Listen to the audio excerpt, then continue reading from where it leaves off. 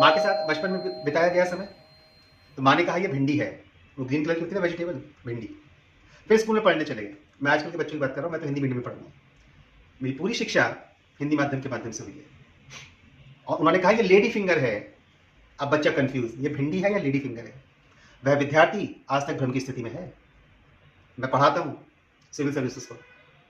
जो लिखता और समझता हिंदी माध्यम का बच्चा है प्रॉब्लम से, वह मेरा बैच समाप्त होने के बाद तक वह निपुणता इंग्लिश माध्यम के बच्चे में नहीं आ पाती।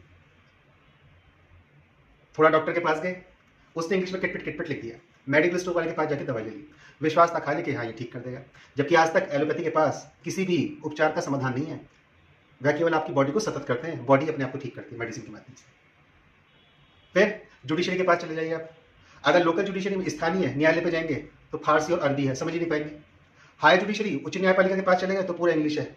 जज ने क्या बोला, लॉयर ने क्या कहा, कुछ नहीं पता, बस जजमेंट हो गया, या तो पुलिस छोड़ जाएगी या ले जाएगी।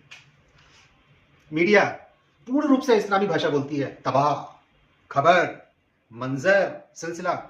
अनपढ़ लोग हैं ना मास मीडिया के, इंग्लिश माध्यम में पढ़ के आते हैं, हिंदी की वो जानकारी उनको रखती नहीं है। तड़ातड़ जो चलन में आ रहा है वही इस्लामिक शब्द बोले जा रहे हैं।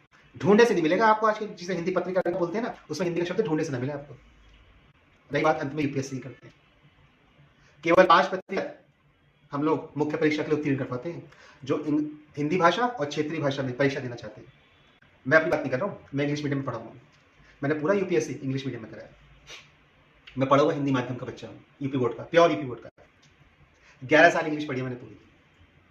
और आज भी कहता हूँ, जो लिखने और समझने की शक्ति हिंदी माध्यम में या स्थानीय भाषा के छात्र में होती है, वह इंग्लिश माध्यम में नहीं है। इसी लोकतांत्रिक बंधन को तोड़ना है। ये लोकतांत्रिक बंधन है, यह लोकतंत्र के विस्तार को रोकता है।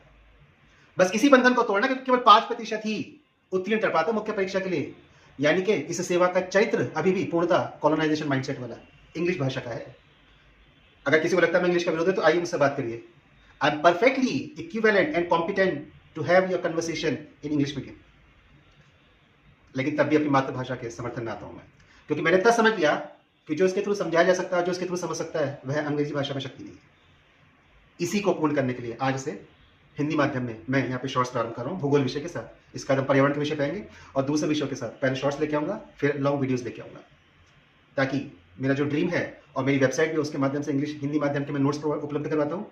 और जो मेरा ड्रीम है, या जो हमारा ड्रीम है, कि अब हिंदी भाषा और क्षेत्रीय भाषाओं में हमारी प्रशासनिक सेवा का विस्तार होना चाहिए। तो समर्थन देते रहिएगा, चैनल को सब्सक्राइब करिएगा, वीडियोस को लाइक करिएगा। और आज शाम से भूगोल के शॉर्ट्स आने कॉन्सेप्ट वाइज प्रारंभ हो जाएंगे, जहाँ पर हम 11वीं कक्षा के भौतिक भूगोल से इसका प्रारंभ कर रहे हैं। नमस्कार, जय हिंद, वंदे मातरम।